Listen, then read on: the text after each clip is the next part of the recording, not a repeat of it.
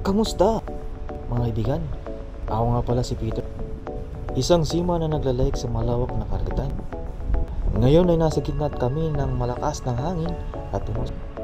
Gusto kong ibahagi sa inyo ang aking karanasan at kung ano ang buhay ng isang seaman sa gitna ng masamang panahon.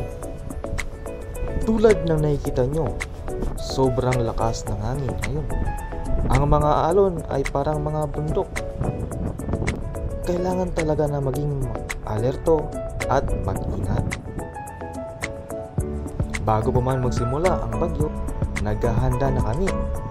Tinitiyak namin na maayos ang lahat ng kagamitan sa barko at sinigurado naming ligtas ang lahat. Kahit nasa gitna tayo ng bagyo, kailangan pa rin namin kumain. Kaya kami ay nagluto ng masarap at masustansya para mapanatili ang aming lakas. At tungkol naman sa aming pamilya sa Pinas, kahit malayo ako sa pamilya, nakakausap namin sila via Facebook dahil may internet na ang barko namin. Sa makabagong barko ngayon, napakasarap marinig ang boses nila at malamang ligtas sila sa anumang panahon sa Pinas. Alam kong darating ang panahon na tapos din ng masamang panahon. Hanggang sa panahong iyon, kailangan namin maging matatag at magtiwala sa aming sarili at sa bawat isa.